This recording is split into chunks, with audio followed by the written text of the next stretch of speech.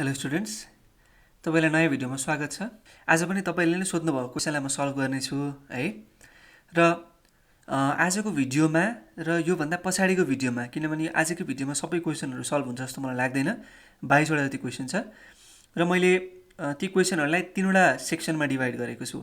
एउटा सेक्सनमा 1 र 2 मार्क्सको क्वेसन, र अर्को सेक्सनमा 3 and 5 मार्क्सको क्वेसन, र अर्को सेक्सनमा 8 मार्क्सको क्वेसन। ओके, र आज हामी 1 र 2 मार्क्सको र 3 र 5 मार्क्सको भनेको सेक्सन 1 र सेक्सन 2 मात्रै गर्नेछौँ जति भ्याइन्छ है। र सेक्सन 3 जुन छ 8 मार्क्सको क्वेसन, त्यो चाहिँ हामी नेक्स्ट भिडियोमा गर्नेछौँ। Okay, so let's start with the first question. 1 नम्बरमा भनिएको छ, if 2 non-zero vectors are acted on a body, in what condition the resultant vector on the body will be 0? Okay, so हेरौँ। So हामीसँग दुईटा vector छन्, suppose गरौँ A vector र B vector. यो दुईटा भेक्टरको रिजल्टेन्ट कति हुन्छ? Resultant vector is the addition of two vectors है। We have seen this in triangle law and parallelogram law. अब यो रिजल्टेन्ट 0 हुनु छ, यो रिजल्टेन्ट कति हुनु छ? 0 हुनु छ। यो रिजल्टेन्ट 0 हुनलाई के हुनु पर्यो हेर्नुहोस् त, कि बी भेक्टर भनेको माइनस अफ ए भेक्टर हुनु पर्यो, अर ए भेक्टर भनेको माइनस अफ बी भेक्टर हुनु पर्यो। दुईटै एउटै होइन त कुरोकानी। सो ए भेक्टर चाहिँ माइनस अफ बी भेक्टर भयो भने पनि minus B vector plus B vector कति हुन्छ? 0 हुन्छ। सो बी भेक्टर चाहिँ माइनस अफ ए भेक्टर भयो भने पनि कति नै हुन्छ? रिजल्टेन्ट 0 हुन्छ। सो हाम्रो कन्डिसन के रहेछ? For the resultant vector to be 0, two vectors should be equal but opposite in directions. Okay, त्यस्तै अर्को क्वेसन सोधिएको छ, what sort of energy is associated with a flying bird in a air?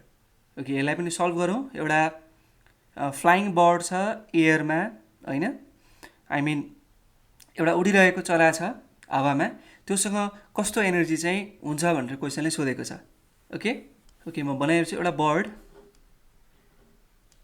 है एयरमा fly गरिरहेछ भनेपछि यो certain हाइटमा छ, ग्राउन्डदेखि certain हाइटमा छ, फिक्स्ड हाइटमा छ भने अज्युम गरौँ। यो ग्राउन्डदेखि सर्टेन हाइटमा छ भने यसमा पोटेन्सियल एनर्जी छ mgh। यो सर्टेन भेलोसिटी भीले मुभ गरिरहेको छ, फ्लाइ गरिरहेछ भने it is in motion. So भीले मुभ गरिरहेछ भने यसको काइनेटिक एनर्जी छ 1/2 mv²। यो m के हो? मास अफ बर्ड हो। यो m मास अफ बर्ड हो भनेपछि के रहेछ? उसँग पोटेन्सियल एनर्जी पनि रहेछ र उसँग काइनेटिक एनर्जी पनि रहेछ। पोटेन्सियल एनर्जी र काइनेटिक एनर्जीलाई हामी कलेक्टिभली के भन्छौँ? Mechanical energy. भनेपछि what sort of energy is associated with the flying bird भन्दा mechanical energy is associated with the flying bird है।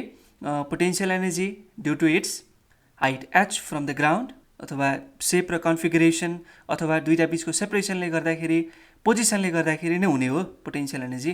र kinetic energy due to its motion. So it's simple, हामी यसरी गर्न सक्छौँ यसलाई। 3 नम्बरमा सोधिएको छ, in a tug of war one team is slowly giving way to other, what work is being done and by whom? हेरौँ, यसको एउटा फिगर छ मसँग, तपाईँले पनि खेल्नु भएको छ होला यो है। यसलाई टग अफ वार भनिन्छ। अब जस्तो एउटा टिमले अर्को टिमलाई तानिरहेको हुन्छ र जसले चाहिँ आफूतिर तान्यो त्यो टिमले जित्छ। यसलाई यसो गरौँ न, यसलाई टिम 1 भनौँ, टिम ए भनौँ, यसलाई टिम बी भनौँ। टिम बीले टिम एलाई सपोज फोर्स लगाएको छ, कति? बीले लगाएको छ, त्यही भएर एफबी भनौँ। त्यस्तै टिम बीलाई टिम एले फोर्स लगाएको छ एफए। ओके, यो एफए भनेको के हो? टिम एले बीलाई लगाएको फोर्स, र एफबी भनेको के हो? टिम एले बीलाई लगाएको फोर्स। सपोज म के कन्सिडर गर्छु भन्दाखेरि यो बी चाहिँ विनिङ टिम हो। सो बी विनिङ टिम हो भने बी त आफ्नै पोजिसनमा हुने भयो, यो ए जुन छ यो ए टिम चाहिँ अलिकति यता डिस्प्लेस हुने भयो। सपोज एस डिस्प्लेस भयो, एस डिस्टेन्सले अथवा एस डिस्प्लेसमेन्ट भयो, यहाँ थियो अलिकति, सपोज यहाँनिर आइपुग्यो भनेपछि कतिको डिस्प्लेसमेन्ट भयो? एसको डिस्प्लेसमेन्ट भयो, र टिम बी चाहिँ जहाँ छ ती अवस्थामा रहिरहन्छ है। भनेपछि नेट फोर्स कतातिर लागिरहेको छ? पक्कै पनि यो डिरेक्सनमा लागिरहेको छ, किन? टिम बीले जितिरहेछ भनेपछि ए त बीतिर आइरहेछ। नेट फोर्स कतातिर लाग्यो? बीतिर लाग्यो, नेट फोर्स बीतिर लागेर त के भयो, टिम ए चाहिँ बीतिर आयो भने हामीले के लेख्न सक्यौँ, नेट फोर्स कति लेख्न सक्यो अरे, नेट फोर्स कति लागेको छ, एफबी माइनस एफए हो कि होइन त, यतातिर लागेको एफबी यतातिर एफए, यो फोर्स माइनस यो फोर्स गर्दाखेरि नेट फोर्स कति लाग्यो, आउँछ कि आउँदैन है। तपाईँलाई एकतिरबाट एउटा मान्छेले चाहिँ 50 न्युटनले तान्यो, अर्कोतिर 80 न्युटनले तान्यो, तपाईँ कतातिर जानुहुन्छ, यो 80 न्युटन भएतिर जानुहुन्छ, तपाईँमा नेट फोर्स चाहिँ कति लागेको हुन्छ, 30 न्युटन। 30 न्युटन बढी यो फोर्स लगाएको कारणले गर्दा तपाईँ त्यतातिर जानुभएको हो होइन। त्यस्तै यो केसमा पनि त्यस्तै भयो, नेट फोर्स यति भयो, डिस्प्लेसमेन्ट कति भयो, डिस्प्लेसमेन्ट त एस छँदैछ हामीसँग। सो वर्क डन भनेको के भयो, वर्क डनको फर्मुला के हो, फोर्स टाइम्स डिस्प्लेसमेन्ट हो, फोर्स र डिस्प्लेसमेन्टको भेक्टर क्वान्टिटी स्केलर प्रोडक्ट हो। तर यहाँ फोर्स जतातिर लागेको छ डिस्प्लेसमेन्ट त्यतितिर भएको छ, सो हामीले के लेख्न सकियो, जस्तो यहाँ पहिला त यस्तो हुँदैन हैन, एफएस कस थीटा हुन्थ्यो, यो एफ भनेको के हो, नेट फोर्स हो हैन, अनि खेरि यो थीटा भनेको के हो, फोर्स र डिस्प्लेसमेन्ट बीचको एंगल हो। फोर्स र डिस्प्लेसमेन्ट बीचको एंगल कति छ, यहाँ 0 डिग्री छ, जतातिर फोर्स लागेको छ त्यतितिर डिस्प्लेसमेन्ट भइरहेछ। सो हामीले के मात्र लेख्न सक्यो, एफएस मात्र लेख्न सक्यो। एफ भनेको के हो, नेट हो, नेट फोर्स कति छ, एफबी माइनस एफए, अनि डिस्प्लेसमेन्ट कति छ, एस।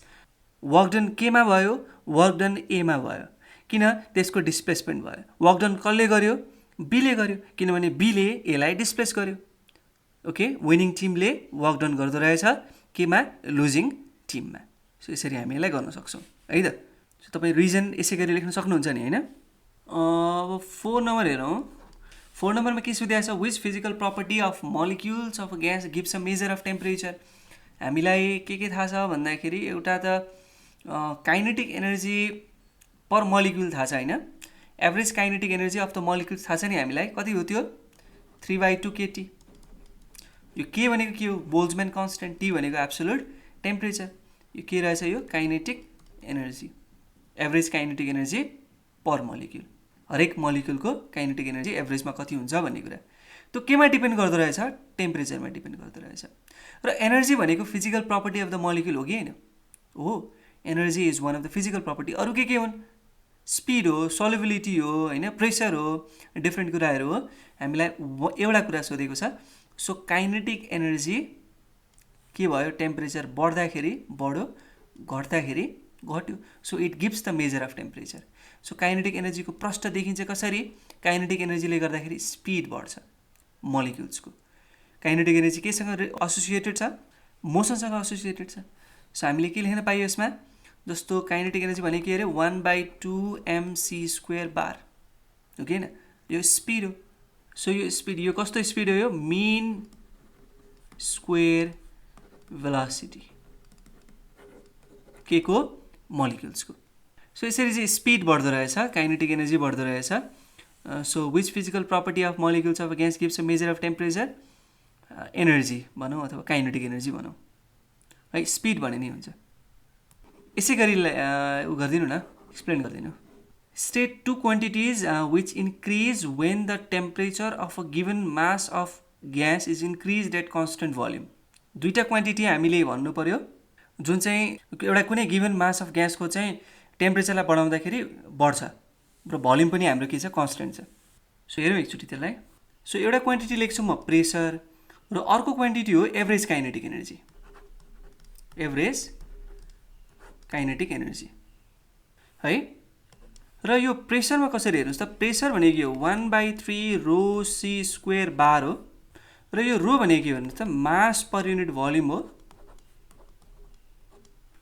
र यहाँ यो एम भनेको के हो, total mass of the gas हो।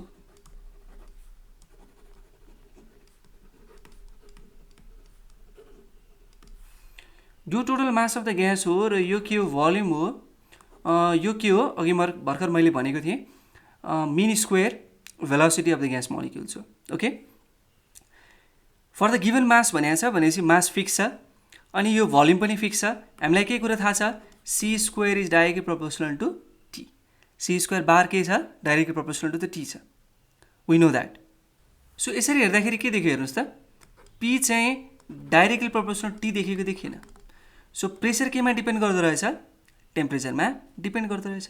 त्यस्तै काइनेटिक एनर्जीको त 3/2 kT हामीलाई थाहा छ, टेम्परेचर सँग एभरेज काइनेटिक एनर्जी डिपेन्ड गर्ने कुरा भइहाल्यो है। भनेपछि दुईवटा क्वान्टिटी के रहेछन्, एउटा प्रेसर रहेछ, अर्को के रहेछ, एभरेज काइनेटिक एनर्जी रहेछ पर मोलिक्युल है त। अर्को क्वेसन छ हामीसँग स्टेट भर्खर भने म कहिले 6 नम्बरमा छ हामीसँग। 6 नम्बर क्वेसन हेरौँ। Explain how does a convex lens produces real image from virtual object. हामीले कन्भेक्स लेन्सले चाहिँ कसरी रियल अब्जेक्टबाट रियल इमेज फर्म गर्छ, त्यस्तै रियल अब्जेक्टबाटै भर्चुअल इमेज फर्म गर्छ भन्ने कुरा त हामीलाई थाहा भएको कुरो हो। तर यो कन्भेक्स लेन्सले भर्चुअल अब्जेक्टबाट कसरी रियल इमेज फर्म गर्छ भन्ने कुरा चाहिँ हामी धेरैजना अनअवेर हुन सक्छौँ। यस विषयमा अलिकति ट्रिकी पनि छ यो, हेरिहालौँ है। जस्तो मैले सुरुमा तपाईँलाई यो कन्केभ लेन्सको नेचर देखाएँ। हेर्नुहोस् त, यो अब्जेक्टबाट जुन रे गएको छ त्यो डाइभर्ज भएर गएको छ, अब्जेक्टबाट रे गएको डाइभर्ज भएर गएको छ, र यहाँ बिचबाट गएको त केही फरक नपरिकन गइहाल्छ है, पोलबाट गएको यत्तिकै पास हुन्छ। अनि यो डाइभर्जिङ रेलाई मैले पछाडिपट्टि चाहिँ एक्जागरेट गरेँ भने के हुन्छ त हेर्नुहोस् त, यहाँ एउटा पोइन्टमा मिट हुन्छ, त्यो पोइन्टमा चाहिँ हामीले यसरी एउटा इमेज बनाउन सक्यो। यो इमेज चाहिँ वास्तविक इमेज होइन, यो भर्चुअल इमेज हो है। र कन्केभ लेन्सको जस्तोसुकै केसमा पनि भर्चुअल इमेज नै फर्म गर्छ। अब कन्भेक्स लेन्सको कुरा गरौँ। कन्भेक्स लेन्सको नेचर यस्तो हुन्छ है। कन्भेक्स लेन्समा हेर्नुहोस् त, यो एबी भन्ने अब्जेक्ट थियो, मैले फोकस र 2F भनेको सेन्टर अफ कर्भेचरको बिचमा राख्दाखेरि अथवा यतातिर राख्दाखेरि के भयो, इमेज फर्म भयो। कस्तो इमेज फर्म भयो, रियल इमेज फर्म भयो। र रियल इमेज इन्भर्टेड हुन्छ है। भर्चुअल इमेज अघिको केसमा के थियो, पेन्सिल सिधा थियो। हेर्नुहोस् त, ल हेर्नुहोस् त, यहाँ पेन्सिल सिधा थियो भनेको त्यो virtual image upright image form भयो। तर यो केसमा के छ, हेर्नुहोस् त, ट्री ठ्याक्कै उल्टेर आयो। द्याट मिन्स यहाँ के भइरहेको छ, रियल इमेजको फर्म भइरहेछ है, इन्भर्टेड इमेज फर्म भइरहेछ। यो कन्भेक्स लेन्सको नेचर हो। अब हामीले पत्ता लगाउनु छ के कन्भेक्स लेन्सले चाहिँ भर्चुअल अब्जेक्टबाट रियल इमेज फर्म गर्न सक्छ भनेर क्वेसनले सोधेको छ। म त्यसको लागि रे डायग्राम बनाएको छु। यो हाम्रो अरेन्जमेन्ट हो for convex lens to form the image of virtual object, and image is real but object is virtual. म त्यसलाई सम्झाउँछु है त सुरुमा। जस्तो हामीसँग अब्जेक्ट छ, हेर्नुहोस् त, एबी भन्ने अब्जेक्ट छ। बी भन्ने पोइन्टबाट लाइट रे गयो, यो गइसके पछाडि यो कन्केभ लेन्सको काम त के हो त भन्दाखेरि यसले डाइभर्ज गरिदिन्छ, रेलाई अलिकति डाइभर्ज गरिदियो। तर यहाँबाट पास भएको चाहिँ यत्तिकै गयो। अब हेर्नुहोस् त, यहाँनिर मैले यो जुन छ डाइभर्जिङ लेन्सको पछाडिपट्टि एक्जागरेट गरेँ भने, पछाडिपट्टि तानेँ भने भर्चुअली यहाँनिर एउटा इमेज फर्म हुने भयो। यो इमेज चाहिँ रियल इमेज होइन, भर्चुअल इमेज हो, र यो सेम साइड अफ द लेन्समा फर्म भएको छ। अब हेर्नुहोस् है त, जुन यो रे गइरहेछ नि, यो रे कहाँबाट गयो जस्तो लागिरहेछ, हामीले हेर्दाखेरि यो अब्जेक्टबाट गयो जस्तो लागिरहेछ। यो अब्जेक्ट फेरि के हो त, यो यसको लागि इमेज हो। यो कन्केभ लेन्सको लागि के हो, फेरि इमेज हो। त्यही भएर म यहाँ लेखिदिन्छु ए प्राइम बी प्राइम, यो इमेज हो। तर यो कन्भेक्स लेन्सको के भयो लागि के भयो, फेरि यो अब्जेक्ट भयो। सो यहाँबाट लाइट रे गइरहेछ, यो कहाँबाट आयो जस्तो लाग्छ, यो इमेजबाट आयो जस्तो लाग्छ। भनेपछि यसको लागि के भइदियो, यो अब्जेक्ट भइदियो। अब जब यसरी जान्छ अनि यो कन्भेक्स लेन्सको काम त के हो, कन्भर्ज गर्ने काम हो। भनेपछि डाइभर्ज रेलाई चाहिँ यसले कन्भर्ज गरिदिन्छ। र हेर्नुहोस् त, यहाँबाट पनि यसरी आएको लाइट यसरी गयो र यहाँनिर मिट भयो, अनि मिट भए पछाडि यो प्रिन्सिपल फोकसदेखि तलतिर मिट भयो। इमेज कस्तो फर्म भयो, रियल इमेज फर्म भयो, किन इन्भर्टेड इमेज फर्म भयो। इन्भर्टेड इमेज भने पछाडि it is real image, it is formed on the other side of the lens, त्यही भएर यसलाई रियल इमेज भन्न पाइयो। यो चाहिँ कस्तो इमेज, रियल इमेज है। तपाईँले डाइरेक्ट चाहिँ रियल इमेज त्यसरी फर्म गर्ने होइन। के गर्ने, सुरुमा कन्केभ लेन्सबाट चाहिँ भर्चुअल इमेज फर्म गर्ने। त्यो इमेज चाहिँ कन्भेक्स लेन्सको लागि अब्जेक्ट हुन्छ र त्यसको इमेज फर्म गर्छ। कस्तो इमेज, रियल इमेज फर्म गर्छ। कसले, कन्भेक्स लेन्सले। त्यसको लागि एउटा कन्डिसन पनि छ। त्यो कन्डिसन चाहिँ तपाईँलाई एकदम इम्पोर्टेन्ट छ है, त्यो चाहिँ टिप्नु होला है त। के हो कन्डिसन, त्यो लेख्छु ल म। Focal length of concave lens should be greater than that of convex lens. यो कन्डिसन भयो भने यस्तो इमेज यसरी इमेज फर्म हुने भयो। त यसको फोकल लेन्थ यहाँ त मैले धेरै अलि लामै ठुलै बनाउनु पर्ने थियो, तर मैले इमेज अलि सानो बनाएँ। धेरै लामो फोकल लेन्थ हुँदाखेरि यो जुन छ नि यो रे डाइभर्ज भएको रे, धेरै डाइभर्ज, यो नजिकै राखिसकेपछि धेरै डाइभर्ज हुन पाएन। त्यही भएर यसले कन्भर्ज गर्दाखेरि कसरी कन्भर्ज गर्छ, रियल इमेज फर्म हुने गरी कन्भर्ज गर्ने भयो। ओके, त्यो अझै पनि कन्फ्युजन भयो भने सोध्नु होला है त कमेन्टमा। त्यस्तै 7 नम्बरमा हेरौँ, if dielectrics is inserted between the charged capacitor, what will be effect on the energy stored in the capacitor? मैले डाइलेक्ट्रिकहरूको बारेमा मैले पहिला मोडल क्वेसनकै सोल्युसनमा भनिसकेको छु र यहाँ म एकैचोटि रिजल्ट मात्रै भन्छु है। जस्तो चार्ज क्यापेसिटरको बिचमा चाहिँ तपाईँले डाइलेक्ट्रिकलाई प्लेस गर्नुभयो भने उसको एनर्जी स्टोर्डमा के फरक पर्छ भनेर क्वेसनले सोधेको छ। हेरौँ ल, सुरुमा त म एनर्जी स्टोर्ड इन द क्यापेसिटरको फर्मुला लेख्छु है त। यही हो है, यो सी भनेको के हो, क्यापेसिटेन्स हो, क्यापेसिटेन्स। अब यो क्यापेसिटेन्स हो, मैले energy stored in the capacitor बढाउनका लागि डाइइलेक्ट्रिक युज गरेर के बढाउन सक्छु होला, क्यापेसिटेन्सलाई बढाउन सक्छु। यो भोल्टेज भनेको त त्यही नै प्रोभाइड गरिरहेको छ ब्याट्रीले, त्यसमा फरक परेन। डाइइलेक्ट्रिक युज गर्दा र नगर्दा यो भोल्टेजमा प्रब्लम हुने भएन, तर यो क्यापेसिटेन्समा चाहिँ कस्तो प्रब्लम हुन्छ त। हामीलाई यो थाहा छ relation, C is equals to epsilon not A by D है। यो कतिखेरको केस हो, जतिखेर मैले दुईटा क्यापेसिटरको बिचमा कुनै पनि डाइइलेक्ट्रिक राखेको छैन, द्याट मिन्स त्यहाँ एयर छ कि त भ्याक्युम छ, त्यतिखेरको क्यापेसिटेन्स हो यो प्यारालल प्लेट क्यापेसिटरको। सो यसलाई म C नट लेखिदिन्छु। अब म कुनै एउटा अर्को क्यापेसिटेन्स लेख्छु र त्यो क्यापेसिटेन्स भनेको चाहिँ मैले जब क्यापेसिटरको बिचमा डाइइलेक्ट्रिक राख्छु त्यतिखेरको क्यापेसिटेन्स हो। त्यतिखेर के लेख्न सक्छु म, एप्सिलोन A बाई D। र मलाई के थाहा छ, K is equals to epsilon by epsilon not भन्ने कुरो थाहा छ, जहाँ एप्सिलोन भनेको के हो, पर्मिटिभिटी अफ द मिडियम, र एप्सिलोन नट भनेको के हो, पर्मिटिभिटी अफ एयर र भ्याक्युम, होइन त। सो यसमा हेरौँ त, अब एप्सिलोन भनेको त यहाँबाट यो क्रस मल्टिप्लिकेसन गर्ने बित्तिकै के एप्सिलोन नट आयो हो, के epsilon not A by D आयो, आयो आएन। सो यति आयो, र यो जब म डाइइलेक्ट्रिक प्लेस गर्छु नि, यो के भन्ने कुरा जहिले पनि ग्रेटर देन 1 हुन्छ। अझै एक स्टेप हेरौँ, त्यस पछाडि त्यो कुरा गरौँला। के C not, C is equals to के भयो अरे, के C नट। र मलाई के थाहा छ भने नि, जब म डाइइलेक्ट्रिक प्लेस गर्छु त्यतिखेर यो के को भ्याल्यु ग्रेटर देन 1 हुन्छ। किनभने एप्सिलोनको value greater than epsilon naught हुन्छ। सो के को भ्याल्यु के हुने भयो, ग्रेटर देन 1 हुने भयो, किन एप्सिलोन ठुलो छ भने ठुलोलाई सानोले डिभाइड गर्दाखेरि 1 भन्दा ठुलो ल्याउने भयो। सो के को भ्याल्यु ग्रेटर देन 1 हुने बित्तिकै C भने कति हुने भयो, greater than C naught. So जब मैले डाइइलेक्ट्रिक प्लेस गर्छु एनर्जी स्टोर के हुने रहेछ, बढ्ने रहेछ। किन बढ्ने रहेछ, किनभने क्यापेसिटेन्स बढ्छ।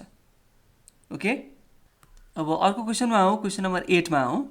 क्वेसन नम्बर 8 मा के भनेको छ हेर्नुहोस् त, iron is more elastic than rubber, why. यो त सुन्दै अचम्म लाग्यो, तपाईँलाई अचम्म लागेन? तन्किन्छ बढी रबर तर इलास्टिक आइरन भनेको छ, रिजन दिनु भनेको छ, होइन यो मिस्टेक हो भनेर पनि लेख्न पाइएन। Maybe question is correct, think about it.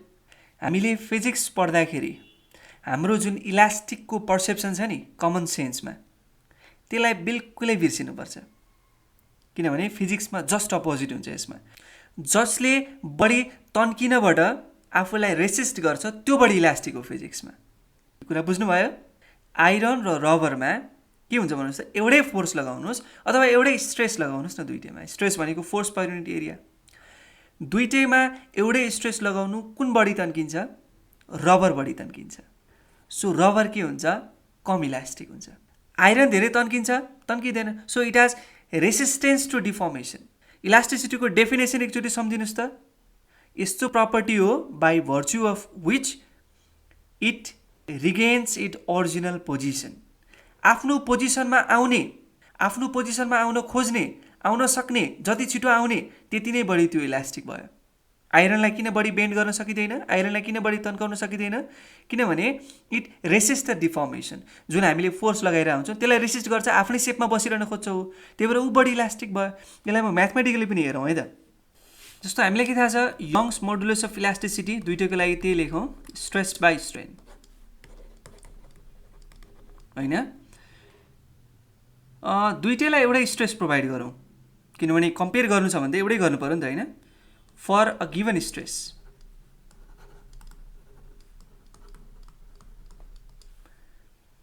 Stress एउटै अप्लाई गर्यो भने केमा मात्रै डिपेन्ड गर्ने भयो, यङ्स मोडुलस अफ इलास्टिसिटी स्ट्रेनमा मात्रै डिपेन्ड गर्ने भयो। ओके, र यङ्स मोडुलस अफ इलास्टिसिटीको ले मेजर के गर्ने हो, कति बढी इलास्टिक रहेछ बडी त्यो मेजर गर्ने त हो नि होइन। जति बढी छ यङ्स मोडुलस अफ इलास्टिसिटी त्यति नै बढी त्यो इलास्टिक छ।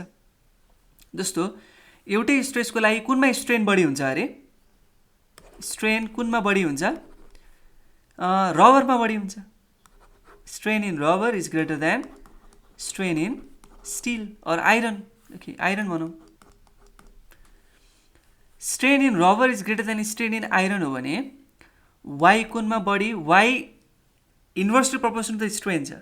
स्ट्रेन जुनमा बढी छ वाइ त्यसमा कम छ, स्ट्रेन जुनमा कम छ वाइ त्यसमा बढी छ। स्ट्रेन कुनमा कम छ यो दुईटा कम्पेरिजनमा, आइरनमा कम छ। सो वाइ कुनमा बढी छ, आइरनमा बढी छ।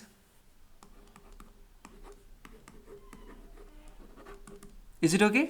Youngs modulus of elasticity for iron is greater than Young's modulus of elasticity for rubber. So iron is more elastic than rubber. Mathematically भन्नु न तपाईँ, कन्सेप्चुअली भन्नुहुन्छ भने पनि ठिक छ।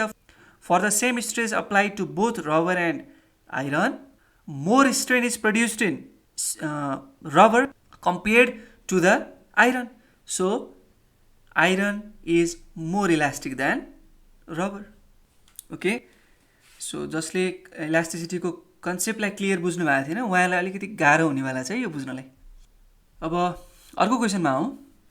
Air contains oxygen and nitrogen molecules, state with a reason whether the following are the same for oxygen and nitrogen molecules in air at a given temperature. Temperature एउटै छ है, टेम्परेचर एउटै छ। यो दुईटा मध्येमा ए र बीमा दिएको जुन छ नि एभरेज काइनेटिक एनर्जी पर मोलिक्युल र द आरएमएस स्पिड भनेको रुट मिन स्क्वायर स्पिड, जुन चाहिँ मिन स्क्वायर भेलोसिटीको रुट हो। के अरे, रुट मिन स्क्वायर स्पिड भनेको मिन स्क्वायर भेलोसिटीको रुट हो है। र के यो दुईटा, यो ए को पनि बी को पनि सेम रहन्छ एउटै टेम्परेचरको लागि कि रहँदैन भनेर क्वेसनले सोधेको छ अक्सिजन र नाइट्रोजनको लागि। ल सुरु गरौँ। जस्तो अक्सिजन र नाइट्रोजन होइन, दुईटै डायटोमिक मलिक्युल्सहरू हो। अक्सिजनको मास कति हुन्छ, मोलिकुलर मास 32 AMU हुन्छ हो। त्यस्तै नाइट्रोजनको के हुन्छ भन्नुहोस् त, 28 AMU हुन्छ हो।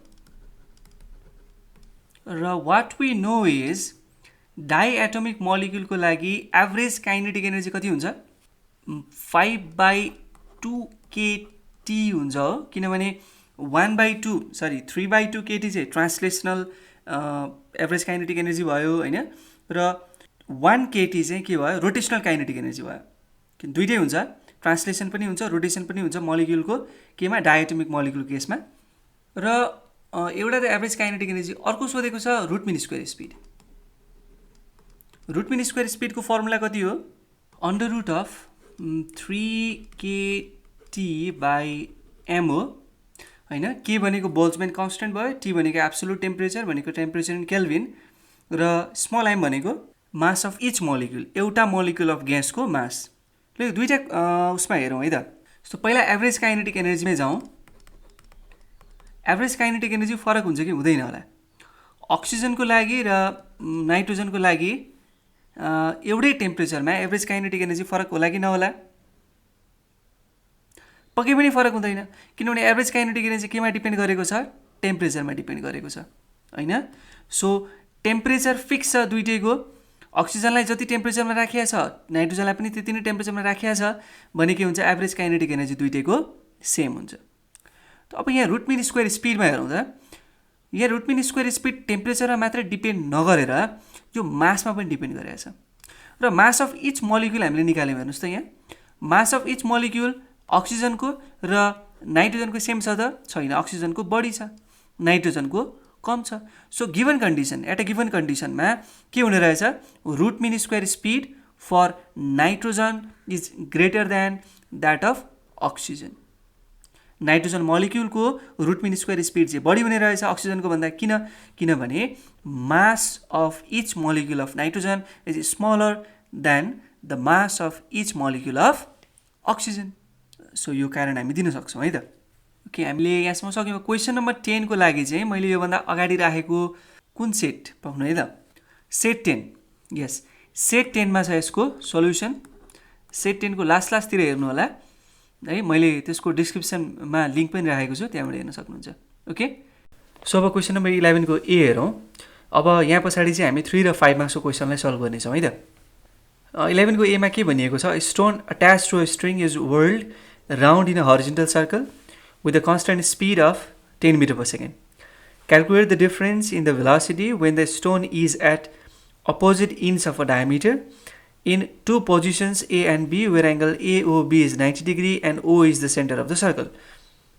So पहिलो हाम्रो यो कुरो चाहिँ के बुझ्नु पर्यो भन्दाखेरि हामीले difference in the velocity find out गर्नु छ सबट्र्याक्सन गर्नुपर्ने रहेछ दुईटा भेलोसिटीलाई भेलोसिटी भेक्टर क्वान्टिटी हो सो हामीलाई भेक्टर सबट्र्याक्सनको रुल थाहा हुनु पर्दो रहेछ र त्यो भेक्टर सबट्र्याक्सनको रुल मैले एकदमै मजाले डिटेलमा मेरो भेक्टर सबट्र्याक्सनसँग रिलेटेड भिडियोमा भनेको छु त्यहाँ एकचोटि हेर्नु होला यदि तपाईँलाई केही कन्फ्युजन छ भने अब भेक्टरको सबट्र्याक्सन गर्नु छ कहाँ भन्दाखेरि जब त्यो स्ट्रिङ जुन छ नि स्टोन जुन छ नि त्यो स्टोन चाहिँ अपोजिट इन्ड्स अफ द डायमिटरमा छ सर्कलको हामीलाई यो कुरा थाहा छ सर्कुलर मोसनमा चाहिँ स्टोन मुभ गरिरहेछ स्ट्रिङले चाहिँ के गरिरहेछ हामीले घुमाइरहेछौँ स्टोनलाई हैन सो कसरी घुमाइरहेछौँ हरिजोन्टली घुमाइरहेछौँ हरिजोन्टली घुमाउनु भने के हो त भन्दा ग्राउन्डसँग प्यारलली घुमाइरहेका रहेछौँ यदि तपाईँले यो डिरेक्सनलाई एक्स एक्सिस मान्नु हो भने यही डिरेक्सनसँग प्यारललमा हामीले के गरिरहेछौँ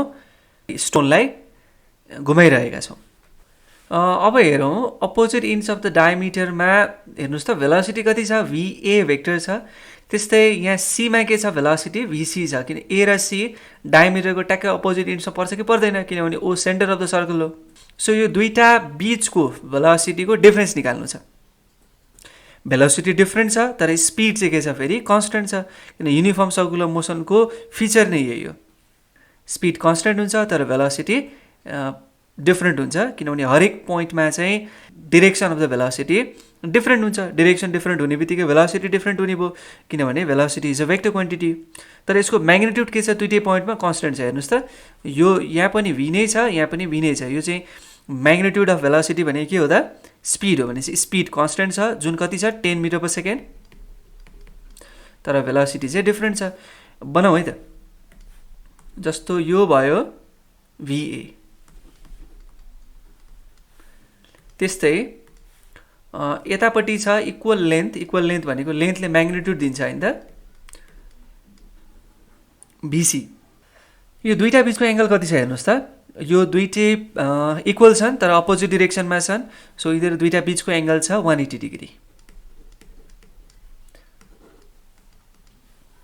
है सो एंगल 180 डिग्री छन् हामीले रुल लगाउने के नै हो भेक्टरको सबट्र्याक्सन गर्नका लागि प्यारालेलोग्राम ल लगाउने हो ट्रायंगल ल लगाउने हो त्यो मैले भेक्टर सबट्र्याक्सनको भिडियोमा एकदमै मजाले डिटेलमा भनेको छु त्यो हेर्नु होला अनि अब यहाँ म एकैचोटी फर्मुला मात्र लेख्छु direct opposite ends of the डायमिटरको डिफरेन्स भनेपछि हामीले यो दुईटा बीचको डिफरेन्स निकाल्नु छ भनेको रिजल्टेन्ट भेक्टर निकाल्नु छ जसले चाहिँ यो दुईटाको के दियोस् डिफरेन्स दियोस् त्यसको फर्मुला के हो फर्मुला हेरौं VR resultant vector equals to under root of VA square plus VC square minus 2VA VC cos theta यहाँ माइनस नोट गर्नुस् है उसमा एडिसनमा के हुन्थ्यो एडिसनमा प्लस हुन्थ्यो भेक्टर एडिसनमा ओके VA भने कति छ speed constant speed 10 metre per second दिया छ हो सो यो 100 भयो प्लस यो पनि 100 भयो माइनस 2 इन्टु 10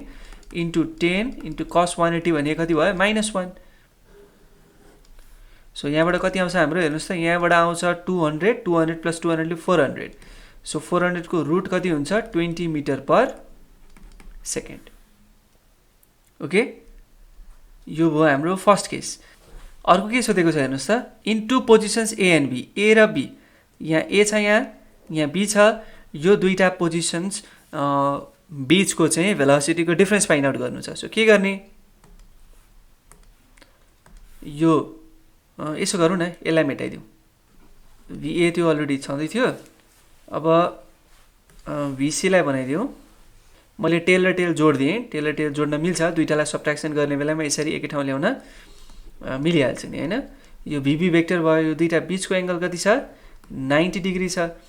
सो फर्मुला त्यही लगाउने हो, VR equals to under root of VA square plus VC square minus 2va bb, sorry VC लेखेछु मैले यहाँ, b हो, स्क्वायर माइनस कति हुन्छ 2va bb cos थीटा हुन्छ, तर थीटा दुईटा बीचको 90 डिग्री छ, cos 90 भनेको 0 छ, त्यही भएर मैले त्यो लेखिन है, डाइरेक्ट गरे, बुझ्नु होला. 10 को स्क्वायर 100 प्लस 10 को स्क्वायर 100, यो 100 प्लस 100 कति भयो अंडर रुट अफ 200 भयो, र अंडर रुट अफ 200 भनेको कति आउँछ 14.14 मिटर पर सेकेन्ड आउँछ. यसरी हामीले क्वेसन नम्बर 1 र यो 2 लाई पनि सल्भ गर्न सक्छौं है त. जस्ट हामीलाई बेसिक कन्सेप्ट हुनु पर्यो भेक्टर सब्ट्र्याक्सनको. बी नम्बरमा के भनेको छ, what is the angle between the velocity vector and acceleration vector in uniform circular motion. यो बी नम्बरको लागि म स्ट्रङली सजेस्ट गर्छु प्रुफ अफ सेन्ट्रिपिटल एक्सेलरेसन वाला भिडियो हेर्नु होला. त्यहाँ मैले एकदमै डिटेलमा भनेको छु सेन्ट्रिपिटल एक्सेलरेसन भने के हो, युनिफर्म स्पिड किन हुन्छ, भेरिङ भेलोसिटी किन हुन्छ, कतातिर हुन्छ, फोर्स कतातिर हुन्छ, एक्सेलरेसन कतातिर हुन्छ, सबै भनेको छु मैले. एक्सेलरेसनको डिरेक्सन जहिले पनि टुवर्ड्स द सेन्टर हुन्छ in circular motion, towards the centre, towards the centre. हेर्नुहोस् त, अब टुवर्ड्स द सेन्टर के छ, एक्सेलरेसन छ, भेलोसिटी कसरी छ, टेन्जेन्ट बनाएर बसेको छ. सो 90 डिग्री, यहाँ पनि 90 डिग्री, यहाँ पनि 90 डिग्री हैन त. एक्सेलरेसन र भेलोसिटी बीचको एंगल कति हुँदो रहेछ 90 degree. Is it so? Okay, यहाँ क्लियर हुनु होला है त. यसरी हाम्रो क्वेसन नम्बर 11 सक्यो है.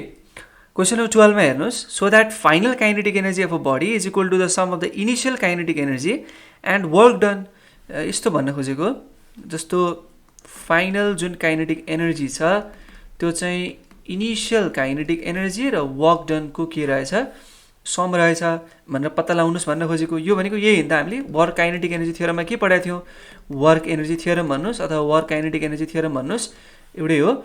वर्क काइनेटिक एनर्जी थ्योरममा हामीले पढेको थियौँ work done on the body is equal to the difference of final kinetic energy and initial kinetic energy. यही कुरा हो पढेको हामीले. सो त्यहीबाट हामीले यो फाइनल काइनेटिक एनर्जीलाई पनि लेख्न सक्छौँ. वर्क एनर्जी थ्योरम र वर्क काइनेटिक एनर्जी थ्योरम भनेको एउटै कुरो हो है. सो क्वेसन नम्बर 12 तपाईँले कहाँ हेर्नुहोस् भन्दाखेरि, यदि कन्फ्युजन छ भने मैले योसँग रिलेटेड भिडियो बनाएको छु, त्यहाँ गएर एकचोटि हेर्नु होला है त. त्यस्तै अब क्वेसन नम्बर 13 हेरौँ. A steel wire 8 metre long and 4 mm in diameter is fixed to 2 rigid supports. Calculate the increase in tension when the temperature falls by 10 degrees Celsius given linear expansivity of steel, Young's modulus for steel. Okay. Fixed भनेको छ, यो कुरालाई एकदमै ध्यान राख्नुस् है, यहाँ अर्थ छ. र यो रिजिड भन्ने कुरालाई पनि तपाईले बुझ्नु जरुरी छ. रिजिड भनेको जसको शेप अथवा कन्फिगरेसन चेन्ज हुँदैन, जस्तो थियो त्यस्तै रहिरहन्छ. अब म त्यस्तो एकचोटि शेप बनाइहेर्छु जसले चाहिँ अलिकति फिल दियोस्. यसलाई भन्नुस् S1 र यसलाई भन्नुस् S2. यो S1 र S2 दुईटा सपोर्ट हो र यो बीचको जुन छ नि यो चाहिँ वायर हो है त, स्टिलको वायर. सर्कुलर क्रस सेक्सन चाहिँ यसको, त्यसरी बुझ्नुस्. तर मैले यहाँ रेक्टेंगल जस्तो बनाएँ, ठिकै छ. तपाईले यसलाई कसरी बुझ्नुस् भन्दा विच ह्याज सर्कुलर क्रस सेक्सन भनेको बीचबाट काट्दाखेरि जुन देख्नुहुन्छ नि तपाईँ यसरी भर्टिकली हेर्नुभयो भने, सिधा उसलाई आँखा अगाडि राखेर हेर्नुभयो भने त्यो सर्कुलर शेपमा देखिन्छ. ओके, त सिलिन्ड्रिकल भन्नुस् न यसलाई, जसरी बुझे नि भयो. अब सिलिन्ड्रिकल छ यो भने यसको जुन यो क्रस सेक्सन छ यो कस्तो हुने भयो, सर्कुलर हुने भयो. यो पनि कस्तो हुने भयो, सर्कुलर हुने भयो. फिक्स्ड छ. फिक्स छ भनेको यहाँबाट यो उक्किदैन पनि, केही पनि हुँदैन. यदि धेरै नै स्ट्रेस भइदिएछ भने भाँचिन सक्छ हैन. तर हामी अहिले त्यसमा नजाउँ, किनभने यहाँ हाम्रो भाँचिन सक्ने ओर्ने केस यताउता ब्रेकिङ स्ट्रेसको कुरा दिएको छैन। We don't have to worry about that. जब टेम्परेचर घट्छ नि, हामीले के पढाएछौँ भन्दाखेरि थर्मल एक्सपेन्सन भन्ने च्याप्टरमा, मैले त भिडियो बनाएको छैन त्यो सम्बन्धी आजको डेटसम्ममा, मेबी फ्युचरमा बनाउँछु। र हामीले पढेका छौँ के हो भने नि, कि जब हामीले टेम्परेचर बढाउँछौँ तब मेटलको लेन्थ बढ्छ, जब घटाउँछौँ तब मेटल कन्ट्र्याक्ट हुन्छ, यानि कि मेटलको लेन्थ घट्छ। ओके, सो यहाँ टेम्परेचर घटेको छ भने यो वायर कतातिर आउन खोज्छ? यतातिर आउन खोज्छ हो, खुम्चिन खोज्छ कि खोज्दैन भन्नुहोस् त? खोज्छ। उसको लेन्थ चाहिँ कन्ट्र्याक्ट हुन खोज्छ, यतातिर आउँछ। र यतातिर आउँदाखेरि यसमा एक खालको स्ट्रेस लाग्छ। स्ट्रेस लाग्यो नि त, फोर्स लाग्यो due to the contraction, force due to the contraction. यसलाई हामी के भन्छौँ? Thermal stress. थर्मल किन भनेको? किनभने टेम्परेचरको चेन्जले गर्दाखेरि यस्तो भयो, थर्मल स्ट्रेस। थर्मल स्ट्रेसले गर्दाखेरि त्यो मैले येल्लो एरोले चाहिँ इन्डिकेट गरेको डिरेक्सनमा आउन खोज्छ होइन। तर फिक्स्ड गरेको छ दुईवटा सपोर्टमा, फिक्स्ड गरेको छ भनेपछि यो उक्केर आउन सकेन। उक्केर आउन सकेन भने अर्को पनि एक खालको फोर्स हुनु पर्यो यो डिरेक्सनमा, जसले चाहिँ के गरोस्? त्यो बडीलाई त्यही रिजिड सपोर्टमा फिक्स गरोस्। र जुन यतापट्टि लाग्ने फोर्स छ र जुन यतापट्टि लाग्ने फोर्स छ त्यो एकअर्कासँग बराबर हुनु पर्यो, तर अपोजिट डिरेक्सनमा हुनु पर्यो। र क्वेसनले त्यही भनेको छ, calculate the increase in tension. पहिला जति टेन्सन थियो त्योभन्दा बढी कति टेन्सन लगाउनु पर्यो यो वायरमा। सो थर्मल स्ट्रेस यतातिर छ भने फोर्सको इन्क्रिज यतातिर हुनु पर्यो। त्यो फोर्स के हो? टेन्सन। टेन्सनको इन्क्रिज कतातिर हुनु पर्यो? In the opposite direction to that of the force applied by the contraction. Concept clear नगरिकन पनि यो क्वेसन सल्भ गराउन सक्थेँ म, एकैछिनमा सल्भ हुन्थ्यो। धेरै सजिलो छ, तर कन्सेप्ट क्लियर नगरिकन गरेको काम छैन है।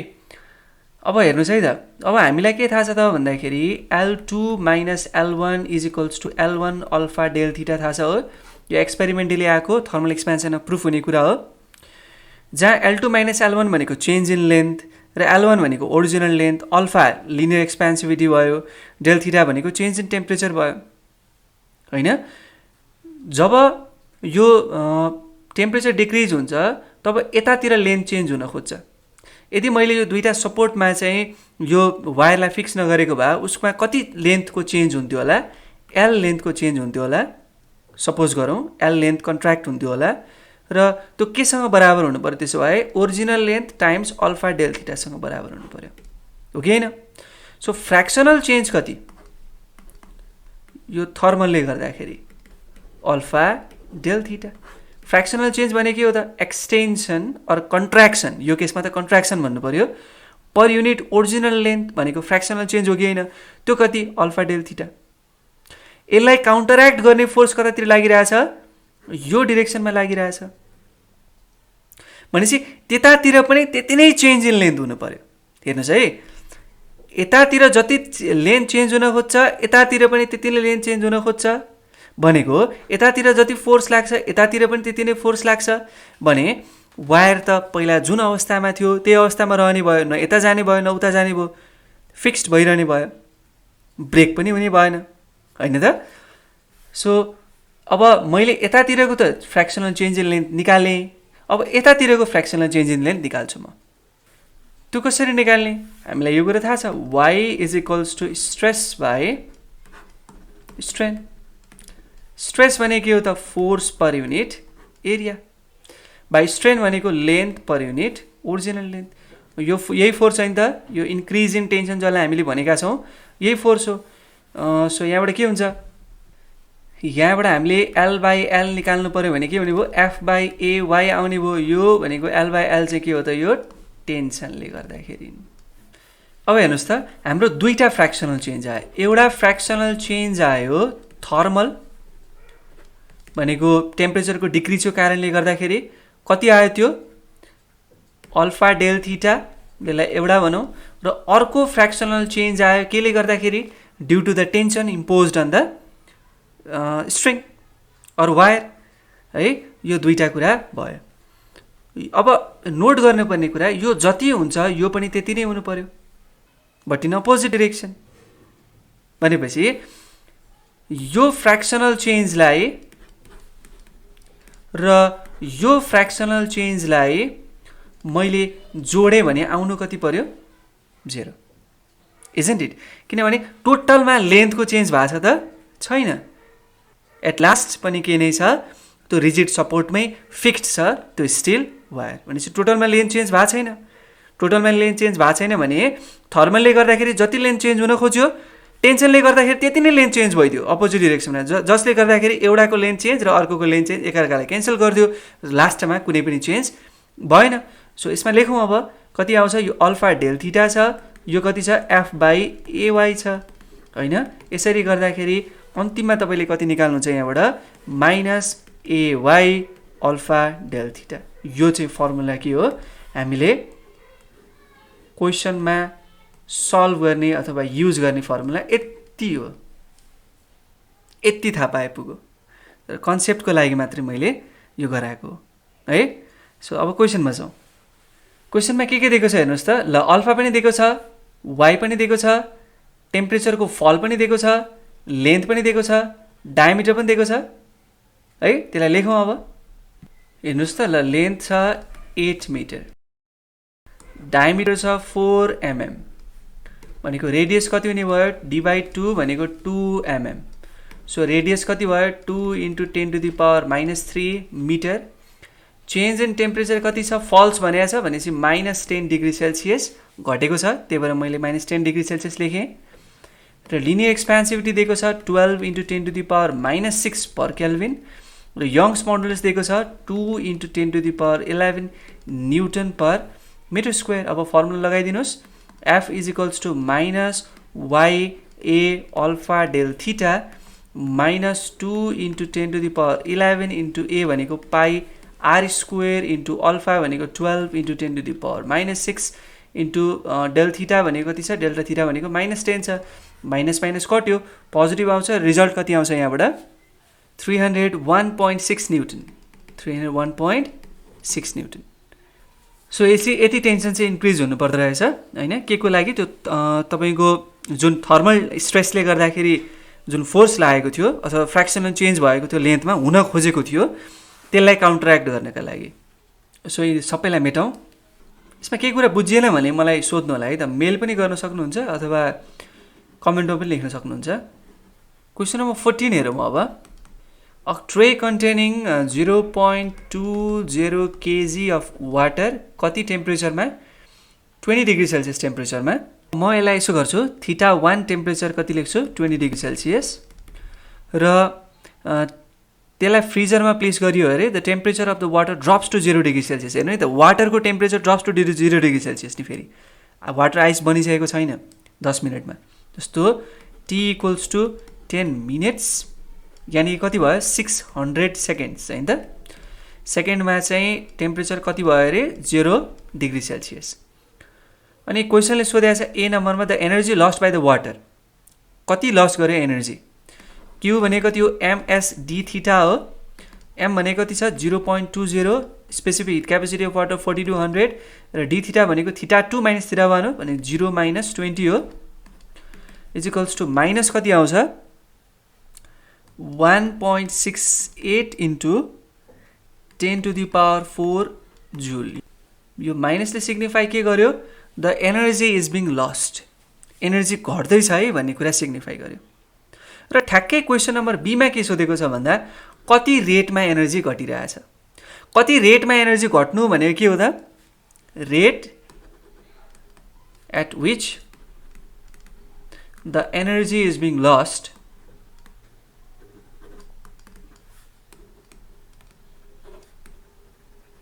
कति हुन्छ एनर्जी कति घटिरहेछ पर युनिट टाइम यही हैन त सो एनर्जी कति घटिरहेछ यसमा म्याग्निट्युड मात्र लेख्न पाएँ मैले माइनस लेख्नु परेन किनभने भनेकै के छ at which the energy is being lost यीबाट सिग्निफाई भइसक्छ हामीले माइनस लेखिरहनु पर्दैन 1.68 into 10⁴ बाई अनि यहाँ पनि है एनर्जी कति लस्ट भएको छ भन्दाखेरि तपाईले -1.68 into 10⁴ जूल भनेर नलेख्नु ल्याङ्ग्वेजमा लेख्दाखेरि के लेख्नु 1.68 into 10⁴ जूल एनर्जी लस भएको छ भनेर मात्रै यो माइनसले सिग्निफाई गर्यो, तर लेख्ने बेलामा तपाईँले कति लस भएको छ त्यो चाहिँ म्याग्निट्युड मात्रै लेख्नु होला है त। र टी कति छ 600। सो यहाँबाट रिजल्ट कति आउँछ 28 जुल पर सेकेन्ड आउँछ, किनभने माथि जुल छ तल सेकेन्ड छ, जुल पर सेकेन्ड भनेको वाट हो 28 वाट। र सी नम्बरमा सोधेको छ estimate the time taken for the water at 0 degree Celsius to turn completely into ice. Completely into ice भनेपछि हेर्नुहोस् है त 20 डिग्री सेल्सियसको जुन वाटर थियो त्यो 0 डिग्री सेल्सियसको वाटरमा आइपुग्यो, फेरि 0 डिग्री सेल्सियसको वाटर केमा गयो 0 डिग्री सेल्सियसको आइसमा। हेर्नुहोस् यो के थियो वाटर, यो पनि वाटर, यो के आइस। यहाँदेखि यहाँ जाँदाखेरि फेज चेन्ज भएको छ छैन, फेज भनेको स्टेट चेन्ज भएको छ छैन, वाटर टु वाटर नै गएको छ। तर यहाँदेखि यहाँ जाँदाखेरि के छ स्टेटको चेन्ज भएको छ, वाटर चाहिँ आइसमा पुगेको छ, वाटर लिक्विड स्टेटमा, आइस सोलिड स्टेटमा। सो स्टेट चेन्ज भएको छ भने we have to talk about latent heat. So latent हिटको लागि फर्मुला के हो एमएल होइन, मास कति त्यति नै छ 0.20, एल कति छ latent heat of fusion of water 3.3 into 10⁵ joule per KG. यसको सिग्निफिकेन्स के हो, यसले भन्न खोजेको क्वेसन एक्जाममा यस्तो पनि सोध्न सकिन्छ, यसरी दिने अनि त्यस पछाडि वाट डज इट सिग्निफाई अथवा एक्सप्लेन इट्स मिनिङ। 1 केजी वाटरलाई आइस बन्नका लागि है 0 डिग्री सेल्सियसमा भएको वाटर जुन छ नि 1 केजी, त्यसलाई आइस बन्नको लागि कति हिट लस्ट गर्नु पर्दो रहेछ त्यसले 3.3 into 10⁵ joule. So water at 0 degree Celsius has to lost 3.3 into 10⁵ joule of heat to turn completely into ice होइन त। सो हाम्रो आन्सर यहाँबाट के आउँछ एस्टिमेट द टाइम भनेको छ, तर सुरुमा हिट लस त निकाल्नु पऱ्यो नि होइन, 66,000 जुल आउँछ यहाँबाट। अब हामीले अघि भर्खर निकालेको कुरालाई सम्झ्यौँ, रेट अफ हिट लस हामीलाई थाहा छ, के थाहा छ रेट अफ हिट लस थाहा छ हामीलाई। रेट अफ हिट लस भनेको Q/T हो होइन, तर अहिलेको क्यू र अहिलेको क्यू चाहिँ फरक छ। फेरि अहिलेको क्यूले के गर्यो स्टेट चेन्ज गरेको होइन, अहिलेको क्यूले के गरेको हो स्टेट चेन्ज गरेको हो है, यति हिट लस्ट भएर स्टेट चेन्ज भएको। रेट अफ हिट लस चाहिँ कति भयो 28 र क्यू कति छ 66,000/T। यहाँबाट टी आउँछ कि आउँदैन, यहाँबाट टी कति आउँछ 2.36 इन्टु 10⁵ सेकेन्ड, इजन्ट इट। यति टाइम लाग्दो रहेछ 0 डिग्री सेल्सियसको वाटरलाई कम्प्लिटली आइसमा कन्भर्ट हुनका लागि है त, त्यसरी बुझ्नुहोस्। र अर्को सोधेको छ त्यहाँ कि state any assumption you make. Yes of course we have made 2 assumption. एउटा अजम्सन के मान्यौ rate of heat loss constant रहन्छ भन्ने कुरा मान्यौ। भन्न खोजेको 20 डिग्रीबाट 0 डिग्री सेल्सियसको वाटर बन्दाखेरि जति रेटमा हिट लस भइरहेको थियो भनेको 1 सेकेन्डमा जति हिट लस भइरहेको थियो नि है, 0 डिग्री सेल्सियसको वाटर चाहिँ 0 डिग्री सेल्सियसको आइसमा जाँदाखेरि पनि त्यति नै रेटमा हिट लस भइरहेछ भन्ने हाम्रो अजम्सन हो, वी अज्युम द्याट। सो हाम्रो अजम्सन फर्स्ट अजम्सन के अरे constant rate of heat loss, हाम्रो यो फर्स्ट अजम्सन। र अर्को अजम्सन के भन्दाखेरि ice remains at 0 degree Celsius. अब आइस 0 डिग्रीबाट अझै तल जाँदैन, 0 डिग्रीबाट तल पनि त आइस हुन्छ नि होइन, 0 डिग्री सेल्सियसको आइस -10 डिग्री सेल्सियस -5 जति पनि हुन सक्यो, तल घट्दै जाने भयो। जति पनि हुन सक्यो भने फेरि एउटा लिमिट त हुन्छ, रेन्ज त हुन्छ होइन, एब्सोल्युट 0 भन्दा त तल कुनै पनि चाहिँ चिज जान सक्दैन, जुन चाहिँ हाम्रो -273.15 डिग्री सेल्सियस हो होइन। सो अब अर्को क्वेसनमा जाउँ। क्वेसन नम्बर 15 हेर्नुहोस्। A car tire of volume 1.0 into 10⁻² meter cube contains air at a pressure of 300 kilopascal and a temperature of 290 Kelvin. The mass of 1 mole of air is 2.9 into 10⁻² kg. Assuming that the air behaves as an ideal gas, calculate N, the amount in mole of air, र B मा छ the mass of the air. हामीलाई दिएको के छ volume दिएको छ car टायरको 1.0 into 10⁻² metre cube. यसमा तपाईलाई एउटा मैले वर्क दिएँ ल, यो यसमा नि सिग्निफिकेन्ट फिगर कति छ यो मलाई कमेन्टमा लेख्नु होला। भोल्युम दिएको छ, प्रेसर पनि दिएको छ, प्रेसर दिएको छ 300 किलो पास्कल, किलो भनेको 10⁻³ हो, यानि कि 1000 हैन। र टेम्परेचर दिएको छ एब्सोल्युट स्केलमै 290 केल्भिन, र मास of 1 mole of air, mass of 1 mole of एयरलाई म क्यापिटल एम लेख्छु है त। क्यापिटल एम कति छ 2.9 × 10⁻² kg, assuming that the air behaves as an ideal gas. Calculate एउटा निकाल्नु छ हामीले n अमाउन्ट अफ मोल, र अर्को निकाल्नु छ हामीले m mass of the air. ल अब नम्बर अफ मोल निकालौँ है त। सुरुमा हामीलाई के थाहा छ from the ideal gas equation, ideal gas मान्न पाइयो नि त यसलाई हैन, भनेकै छ क्वेसनले। आइडियल ग्यास इक्वेसनबाट we know PV = nRT। Okay, सो n भनेको कति हुने भयो PV/RT। P त हामीलाई थाहा छ 300 × 10⁻³ र V पनि हामीलाई थाहा छ, यसलाई अलिकति साह्रो। V पनि थाहा छ कति छ 1.0 × 10⁻², र R भनेको के हो युनिभर्सल ग्यास कन्स्टेन्ट हो, यो थाहा नहुने कुरै भएन। 8.314 × टेम्परेचर थाहा छ। सो यहाँबाट आउँछ कति n 1.2 मोल। ओके, अब हामीले नम्बर अफ मोल त थाहा पाइसक्यो, अब m थाहा पाउनु छ। ल हेर्नुस् त यो के हो, यो हो मास अफ 1 मोल, र ग्यासमा कति मोल रहेछ 1.2 मोल, isn't it? हेर्नुस् है त, मास अफ 1 मोल = 2.9 × 10⁻² हो भने मास अफ 1.2 मोल कति हो त 1.2 × 2.9 × 10⁻² हो। कति हुन्छ यो भनेको 0.035 kg हुन्छ कि हुँदैन। सो यो नै के हो मास अफ ग्यास हो कि होइन, किनभने कति रहेछ ग्यास 1.2 मोल रहेछ, र हरेक मोलको चाहिँ मास कति रहेछ 2.9 × 10⁻²। सो अफकोर्स यो, अथवा तपाईँले डाइरेक्ट यो फर्मुला पनि ल्याउन सक्नुहुन्छ, m = nm। यो लाउनु भयो भने पनि त्यही नै हो, नम्बर अफ मोलले मास अफ 1 मोललाई मल्टिप्लाई गर्नुभयो भने मास अफ ग्यास आउँछ कि आउँदैन, आउँछ है त। सो जसरी पनि गर्न सक्नुहुन्छ, सजिलै आन्सर आउँछ। सो क्वेसन नम्बर 16 हेरौँ अब। A lens forms an image of an object, the object is 16 centimetre from the lens, the image is 12 centimeter from the lens on the same side as the object. What is the focal length of the lens? Is the lens converging or diverging?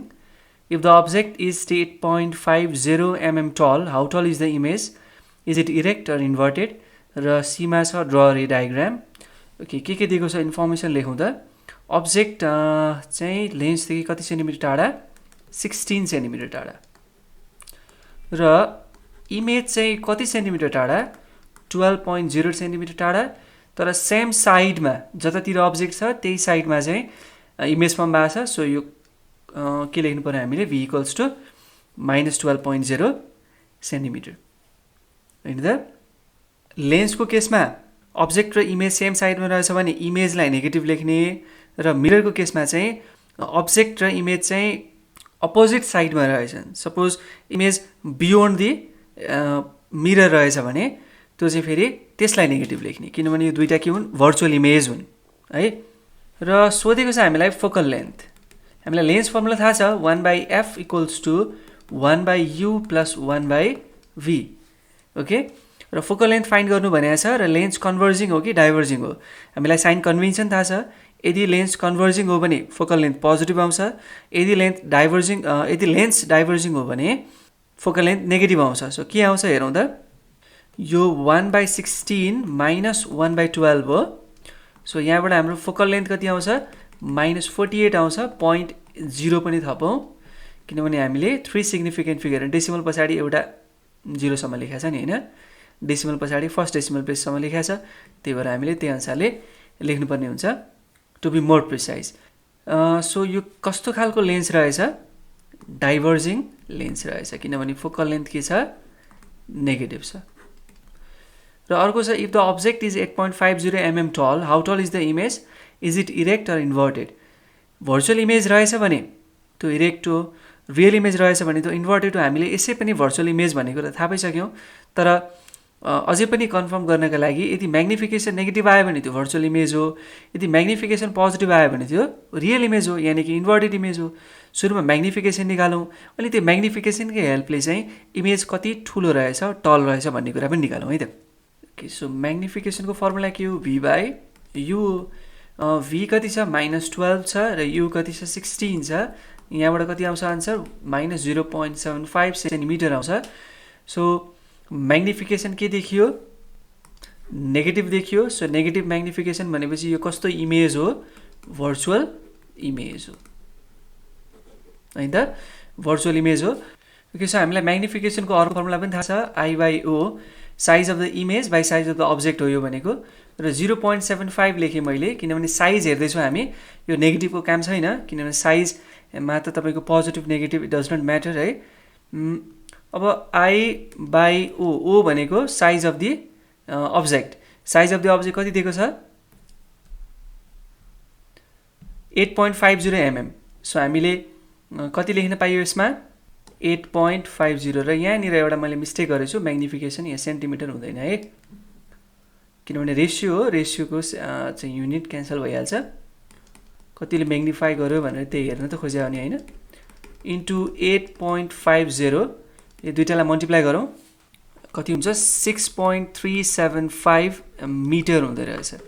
So अब्जेक्टको साइजभन्दा इमेजको size के भएर आयो? घटेर आयो। त्यस्तै नै हुन्छ, तर तपाईँले रे डायग्राम देखिरहनु पनि भएको छ होला, रे डायग्राम पनि सोधेको छ। ल यहाँनिर हेर्नुहोस् त, यो अब्जेक्ट भयो, यो इमेज भयो। यो अब्जेक्टको टप पोजिसनबाट जुन रे गएछ त्यो चाहिँ कन्केभ लेन्स, डाइभर्जिङ लेन्स भएको कारणले गर्दाखेरि हामीले अघि पत्ता लगाइसक्यौँ डाइभर्जिङ लेन्स हो भनेर। यतातिर डाइभर्ज भयो रे, र यो पोलबाट गएको चाहिँ यतिकै सिधै गयो, यो प्रिन्सिपल एक्सिस हो र यो प्रिन्सिपल फोकस हो, यो दुईटा है। र जता अब्जेक्ट छ त्यतैतिर इमेज फर्म भएको छ, र इमेजको साइज डिमिनिस्ड भएको छ। हामीले त्यो कुरा पत्ता पनि लगाइसक्यौँ, किनभने अब्जेक्टको 8.500 mm थियो भने इमेजको 6.13 हामीले कति निकाल्यौँ? त्यति mm छ। यसरी चाहिँ भर्चुअल इमेजको फर्म भएको छ। यहाँदेखि यहाँसम्म हेर्नुहोस् त, यो अब्जेक्टको डिस्टेन्स हो र यो के हो? इमेजको डिस्टेन्स हो। ओके, सो अब अर्को क्वेसनमा जाउँ है त। A ray of light is incident at 60 degree भनेको छ। So angle of incidence 60 degree on an air glass interface भनेपछि यहाँ एयर रहेछ, यहाँ ग्लास रहेछ, यो दुईटा बिचको इन्टरफेस हो यो।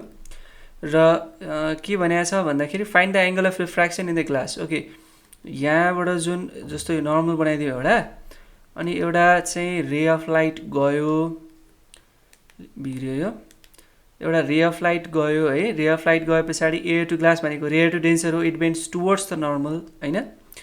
यसरी गयो, एङ्गल अफ इन्सिडेन्स कति बनाएको छ? 60 डिग्री बनाएको छ। र हामीलाई म्यू पनि दिएको छ ग्लासको 1.5। हामीलाई के थाहा छ? Mu is equals to sine I by sine R भन्ने कुरा थाहा छ। यो कहाँबाट थाहा भएको? हामीलाई स्नेल्स लबाट थाहा भएको। म्यू 1.5 छ, sine 60 degree by sine R, R हामीले निकाल्नुपर्ने यो R एङ्गल अफ रिफ्र्याक्सन होइन। र यहाँबाट कति आउँछ? Sine R equals to sine 60 भनेको √3/2 हो, तल कति छ? 1.5, र R भनेको साइन इन्भर्स √3/2 इन्टु 1.5 कति हुन्छ? 3 हुन्छ। यसो गर्दाखेरि R कति आउँछ? 34.75 डिग्री आउँछ, 75 डिग्री। ओके, सो यसरी हामीले एङ्गल अफ रिफ्र्याक्सन निकाल्न सक्छौँ है त। अब अर्को क्वेसनमा जाउँ है। यो क्वेसनमा के भनेको छ हेर्नुहोस् त, graph below shows the variation of temperature of 200 gram of lead as it is heated at a constant rate, use the graph to state the melting point of lead. यस्तै क्वेसन पढ्दै म आन्सर पनि गर्दै जान्छु। जस्तो mass of lead दिएको छ हामीलाई 200 ग्राम, र यो 200 ग्राम लिडलाई चाहिँ नि जुन सोलिड फर्ममा छ त्यसलाई चाहिँ कन्स्टेन्टली हिट गरेको छ, कन्स्टेन्ट रेटमा हिट गरेको छ भनेको। कन्स्टेन्ट रेटमा हिट गर्नु भनेको इक्वल इन्टरभल अफ टाइममा इक्वल इन्क्रिज इन हिट गरिरहेछौँ हामीले। सपोज पहिलो 20 सेकेन्डमा तपाईँले 20 जुल अफ हिट सप्लाई गर्नुभयो भने त्यो लिडमा, अर्को 20 सेकेन्डमा तपाईँले पनि 20 जुल नै हिट सप्लाई गर्नुहुन्छ। द्याट मिन्स पहिलो 20 सेकेन्डमा कति हुनुभयो? 20 जुल, अर्कोमा 40 जुल, अर्कोमा 60 जुल, हो यसरी कन्स्टेन्ट टाइम इन्टरभलमा कन्स्टेन्ट हिट सप्लाई गरिरहनु भएको छ, रेज गरिरहनु भएको छ भने त्यसलाई हामी स्टेडी रेट भन्छौँ। अब use the graph to state the melting point. Okay, melting point भने के हो त भन्दा लिड चाहिँ के हुनु, मेल्ट हुने पोइन्ट, कतिखेर पग्लिन्छ त्यो पोइन्ट. सो एउटा स्टेटबाट अर्को स्टेटमा कुनै पनि चिज जाँदैछ भने त्यहाँ के हुन्छ भन्नुहोस् त, के को भूमिका हुन्छ, लेटेन्ट हिटको भूमिका हुन्छ. ओके, त्यहाँनिर तपाईँले टेम्परेचरको चेन्ज देख्न पाउनुहुन्न, तर टाइम चेन्ज भइरहेको हुन्छ. सम सर्टेन टाइम इन्टरभलमा चाहिँ टेम्परेचरको चेन्जै हुँदैन. टेम्परेचरको चेन्ज नभए पनि हिट चाहिँ युज अप भइरहेको हुन्छ. हिट चाहिँ केमा युज अप हुन्छ भनेर क्वेसन नम्बर सीमा सोधेको छ, त्यसमै डिस्कस गरौँला है. सो जहाँनिर टेम्परेचरको चेन्ज भएको छैन त्यसलाई नै हामी के भन्छौँ, मेल्टिङ पोइन्ट भन्छौँ. अथवा फ्रिजिङ पोइन्टको कुरा पनि त्यही हो. जहाँनिर टेम्परेचरको चेन्ज भएको छैन, एउटा फिक्स टेम्परेचरमा रहिरहन्छ, त्यो चाहिँ के भयो फेरि, फ्रिजिङ पोइन्ट भयो.